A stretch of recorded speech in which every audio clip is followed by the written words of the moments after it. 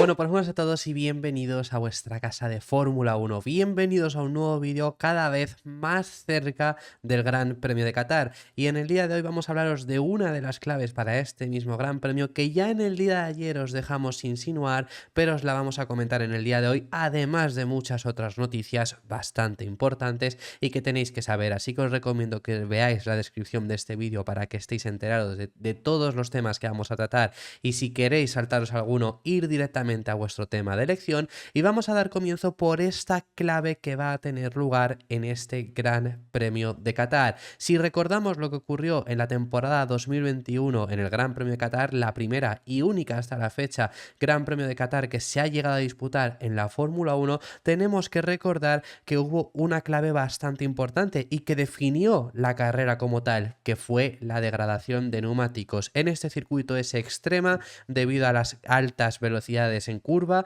Ya sabemos que esto al final es un estrés muy alto que tienen que soportar los neumáticos, y va a ser una clave para este fin de semana, porque además tenemos dos carreras, no únicamente a una, y os recuerdo que hubo bastantes pinchazos a lo largo de la carrera que tuvo lugar en el circuito de Losail en 2021, incluidos por ejemplo la de Valtteri Bottas, que se vio obligado a abandonar, o pilotos yendo a una estrategia algo diferente, jugándosela como lo fue el propio Fernando Alonso, que intentó únicamente una parada y la acabó saliendo bien para conseguir mantener el podio.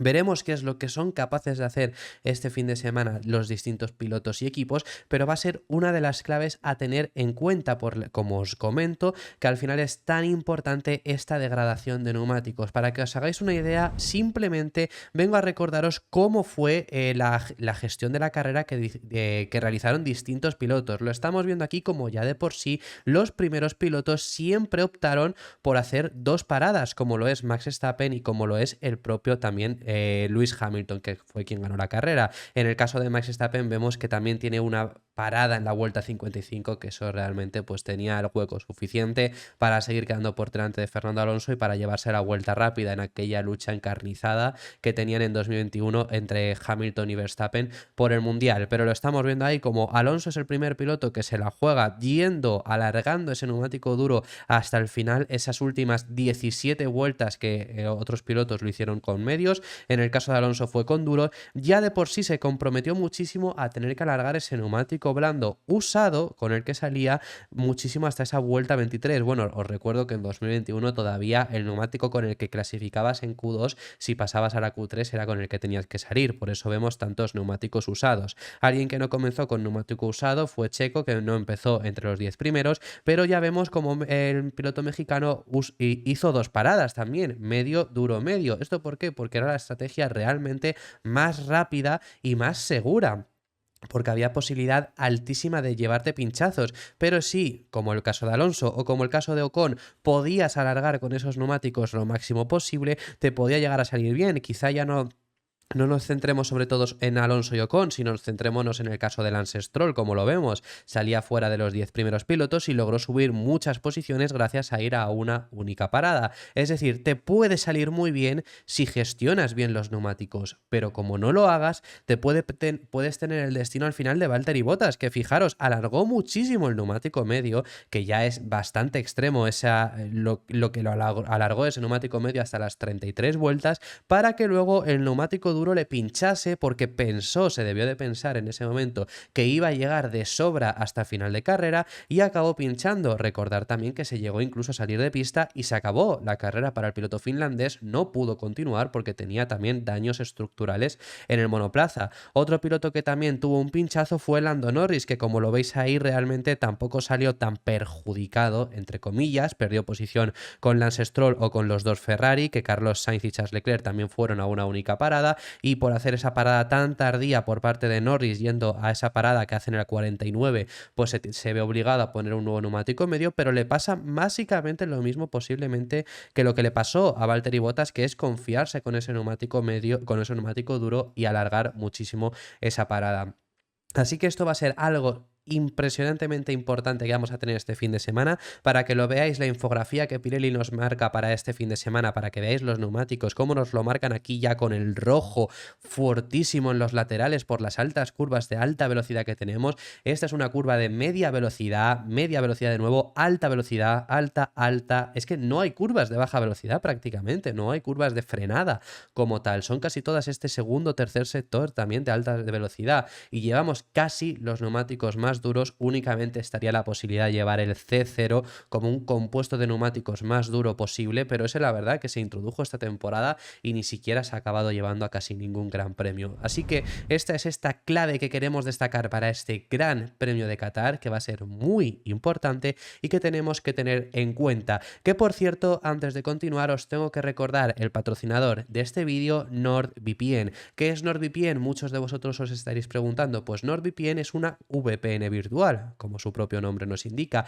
¿Y qué puedes conseguir con esto? Pues uno de sus muchos beneficios, y el cual más utilizamos en el canal para traeros toda la información posible, es el trasladar nuestra VPN a otra localización, permitiéndote así ver contenidos que en tu localidad no estarían disponibles por la geolocalización. En este caso, por ejemplo, te pongo el ejemplo de en España, que puedes llegar a ver Fórmula 1 TV y tener acceso a todo lo que te permite, desde las 20 onboards hasta muchísimas más repeticiones y contenido adicional, gracias a hacer uso de esta VPN virtual.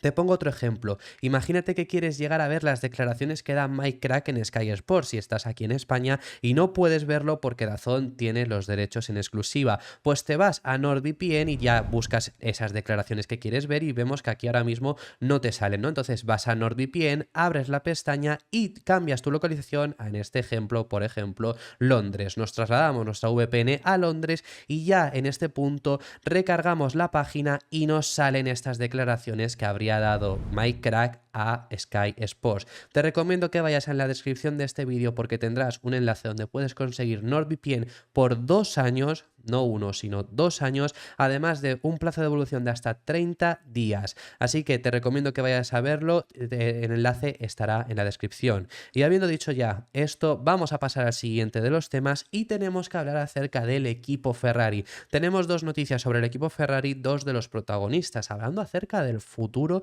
de la escudería. La primera de las palabras las tenemos que ver por parte de Carlos Sainz, y las ha dado en el evento que tuvo lugar recientemente de Estrella Galicia, que ya sabéis que estuvieron muchos medios españoles allí presentes. Y en esta ocasión tenemos que hablar acerca del futuro de la escudería. Sabemos que Ferrari está acabando muy bien la temporada. Parece que han sabido encontrarse, y con ciertas mejoras que han ido introduciendo, como es el nuevo suelo que llevaron recientemente, ya vimos que tuvimos la victoria de Carlos Sainz en el Gran Premio de Singapur, pero también un muy buen rendimiento en Italia, o sobre todo un muy buen rendimiento en Japón, que se esperaba que por lo menos estuvieran muy emparejados con Mercedes, y sí que parece que fueron algo superiores. Entonces, lo que comenta Carlos Sainz es que realmente saben lo que falla en el Ferrari, sobre todo para hacer frente ya no a Mercedes, ya no a McLaren, sino a Red Bull. Saben cuáles son los fallos que tiene ahora mismo el Ferrari todavía, pero destaca cuál es el verdadero problema que tienen. Y es el hecho de la velocidad a la hora de desarrollo. Ese es el problema que tiene Ferrari, que no son tan rápidos como ahora mismo Red Bull, sobre todo porque además parten desde una posición más alta. Por lo tanto, Ferrari lo que necesita es desarrollar mucho más rápido que Red Bull, y ese es el punto débil que están teniendo ahora mismo para alcanzar a Red Bull. Los problemas los tienen, pero lo que no tienen ahora mismo es conseguir las soluciones y rápido.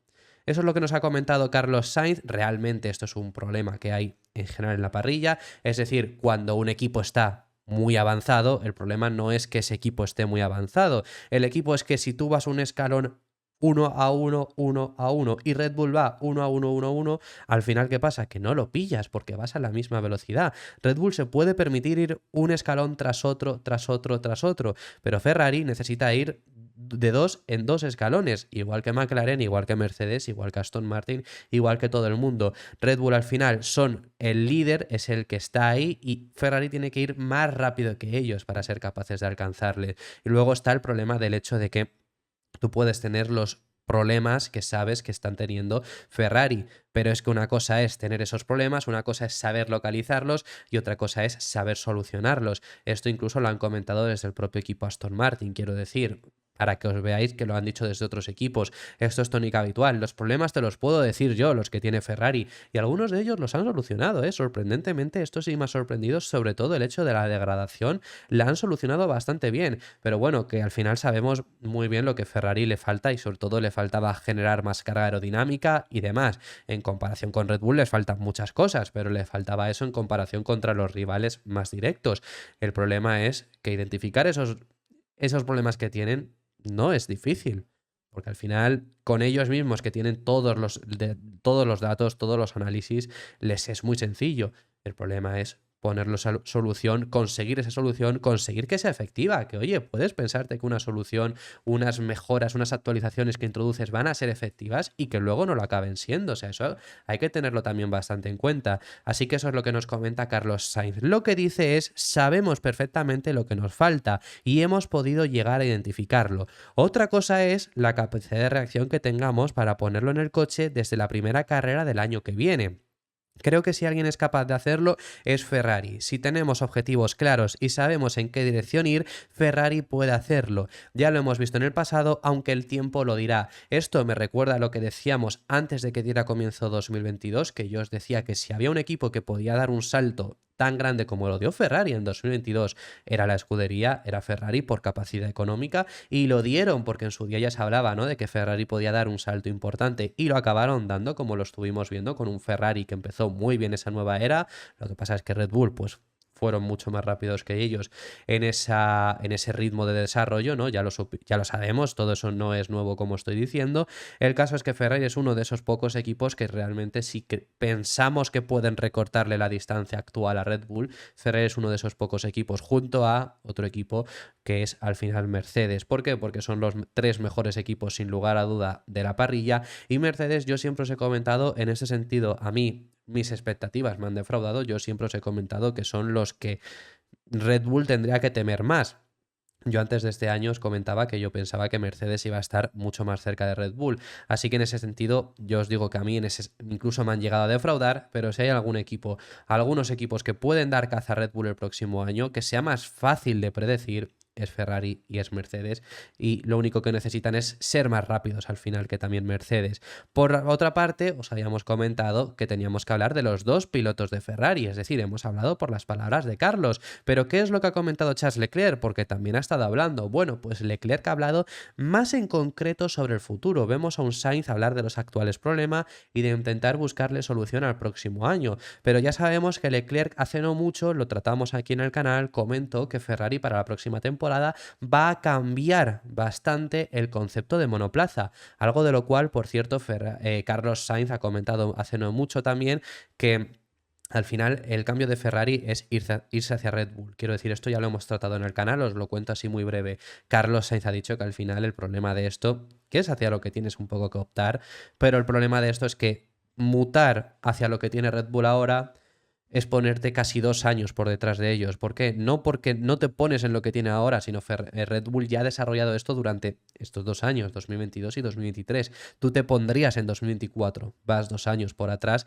en ese concepto, ¿no? Pero bueno, ya sabemos que esa es la intención por parte del equipo Ferrari. Por parte de Charles Leclerc, lo que comenta es que confía bastante en lo que están desarrollando en Maranello. Comenta que ha visto muy por dentro qué es lo que están haciendo, qué es lo que están trabajando y qué es lo que van a traer la próxima temporada. Habla maravillas del trabajo que está desarrollando, no a corto plazo, sino a largo plazo, Frédéric Vasseur desde su llegada a Ferrari, y comenta que confía muchísimo y confía en un futuro muy prometedor por parte de la escudería. Veremos si son capaces y si con este cambio radical que se supone, según comentó Leclerc hace meses, que deberíamos de tener con la escudería el próximo año, similar hacia Red Bull, es decir, mutar su actual concepto hacia lo que tiene Red Bull, veremos si son capaces de hacerlo, y si en ese caso lo consiguen, veremos a qué nivel están y a qué distancia están del equipo Red Bull.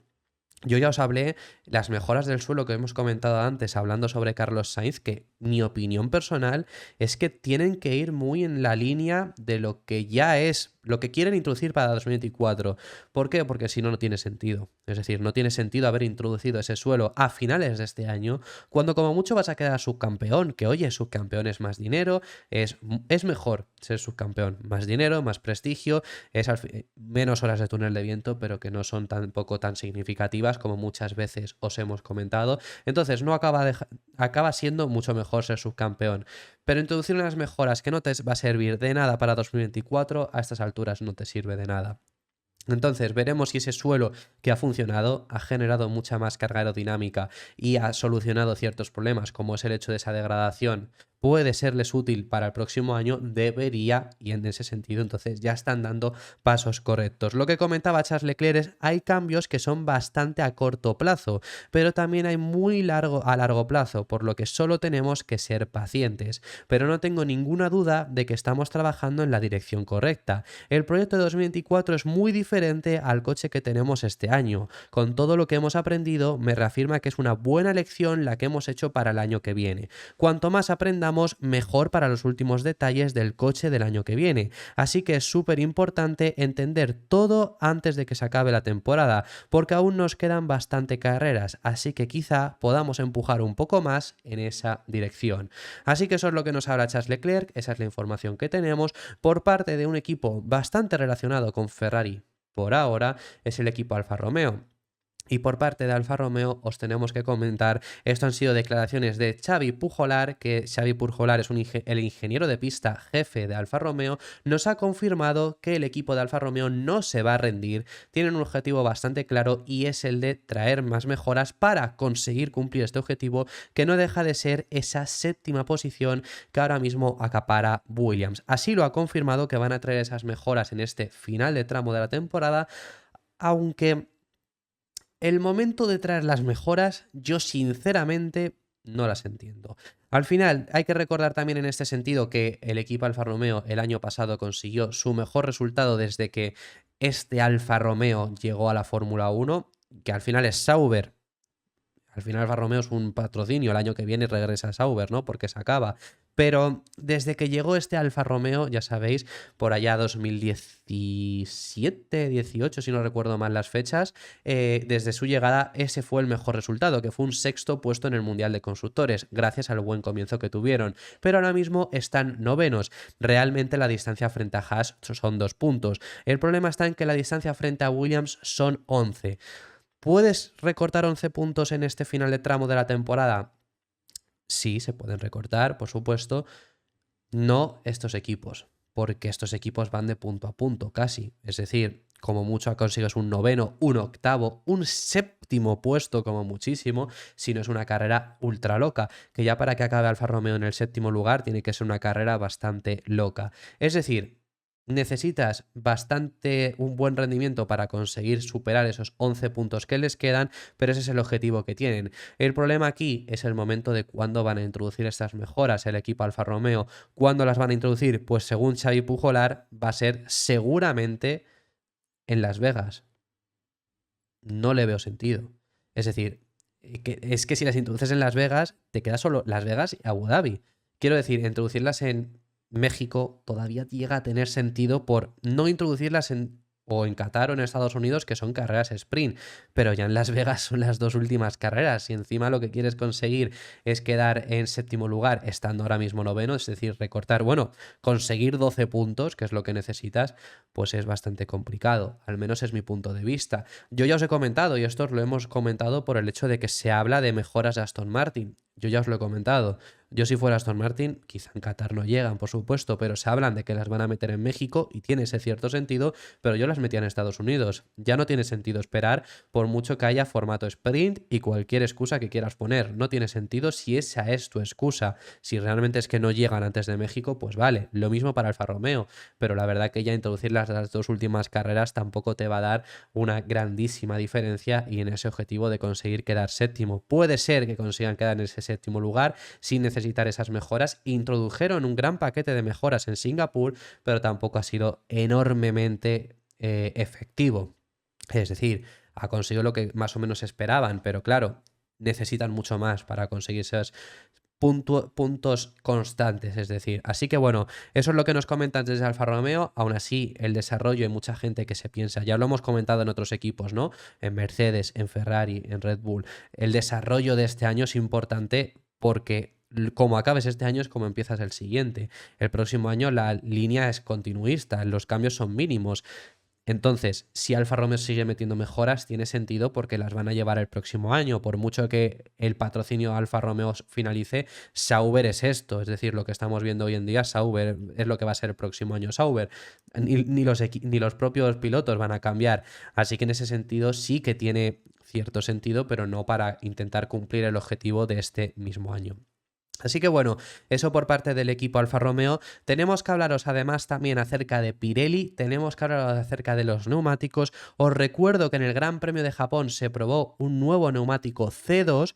Ya sabemos que este es un neumático que tenemos actualmente de los 6 neumáticos disponibles que tiene Pirelli para llevar a los circuitos. Y el C2, el problema que estaba teniendo es que estaba en un punto en el que no estaba ni entre el C1 ni entre el C3, no tenía suficiente agarre. Entonces para Japón se llevó un neumático experimental que sería más efectivo, tendría el agarre suficiente y estaría en degradación entre el C1 y el C3. Problema que realmente, según los datos que han recopilado en Japón, no ha sido del todo efectivo. Así que necesitan los datos que se van a volver a recopilar porque hay una segunda prueba de este compuesto que ocurrirá en México, guardaros la fecha, pero todo hace indicar que este neumático no lo tendremos el próximo año. Es una lástima porque realmente el C2 actual es poco útil. Os recuerdo que para Qatar este mismo año el C2 va a ser el medio, pero no es extremadamente útil, es decir, no es un neumático que agarre como debería en la escala, no está perfectamente balanceado, es un neumático que degrada mucho menos, es decir, no hay tanta diferencia entre el medio y el duro. En Japón el medio fue el C2 y lo pudimos llegar a ver, no hay esa tan gran diferencia. Entonces es el problema que está teniendo este C2, pero parece ser, según los datos que se comentan de Pirelli, como digo, no los ha proporcionado los datos como tal Pirelli, pero sí que ha transmitido sus sensaciones, no son extremadamente buenas, así que si México vuelve a ser lo mismo, que lo bueno de esto es que Japón y México son dos fines de semana radicalmente distintos, dos circuitos completamente opuestos, además de condiciones muy variadas, muy distintas. Entonces lo bueno es que al final ese neumático se va a poder comprobar en unas condiciones muy distintas y ver si de verdad se consigue el objetivo que tenían con ese C2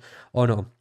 Y para concluir, lo último que os tenemos que comentar es que McLaren ha emitido unos vídeos bastante interesantes de su nuevo túnel de viento. Os recuerdo que McLaren hasta hace muy bien poco no tenían túnel de viento, estaban usando el de Toyota que en Toyota estaba en Alemania, tenían un problema también ahí logístico, como es el actual, por ejemplo, del equipo Aston Martin, porque no era ni siquiera en el caso de por ejemplo, Haas pueden llegar a usar el de Ferrari, pero es que Haas tiene una sede enfrente de Maranello para ese tipo de cosas. Pero en el caso de Aston Martin, pues tienen que desplazarse hasta Brackley. En el caso de McLaren se tenían que desplazar hasta Alemania. Bueno, pues ya han inaugurado ese túnel de viento que concluyó este mismo año, ha concluido en agosto, no ha tenido efectividad en el coche este mismo año, sí que lo puede llegar a tener para el próximo y están bastante motivados y encima han emitido algún vídeo que es el que os estáis viendo ahora mismo en pantalla, ¿no? De ese túnel de viento explicando su funcionalidad y la importancia que tiene para los coches actuales de Fórmula 1, que además te permite pues hacer mucho desarrollo avanzado y de una forma mucho más rápida de lo que lo era antaño, que era simplemente llevando las piezas a los circuitos. De esta forma puedes tener unos datos que son al 99% correctos con lo que ves en pista. Por supuesto, una cosa son los datos en el simulador y otra en pista, ¿no? Pero al 99% son veraces si lo pruebas del todo bien y teniéndolo además en su sede en Woking, que es que ahora no tienen que desplazarse hasta Alemania, es que ahora mismo es bajar las escaleras y están en el túnel de viento, pues por supuesto es bastante buena noticia para los de McLaren. Veremos si son capaces de utilizarlo para la próxima temporada. Así que esto ha sido todo por este vídeo, muchísimas gracias por haber llegado hasta el final del mismo. Déjame en los comentarios tus opiniones acerca de los temas que hemos estado hablando. Te recuerdo que puedes suscribirte y darle a like porque apoyarás muchísimo el canal. También te recuerdo que tenemos activa la opción de miembros por si quieres apoyarlo un poco más y te recomiendo que vayas a la descripción y al comentario fijado de este vídeo para conseguir NordVPN. Habiendo dicho todo esto, muchísimas gracias por haber llegado hasta el final, nos vemos en el siguiente.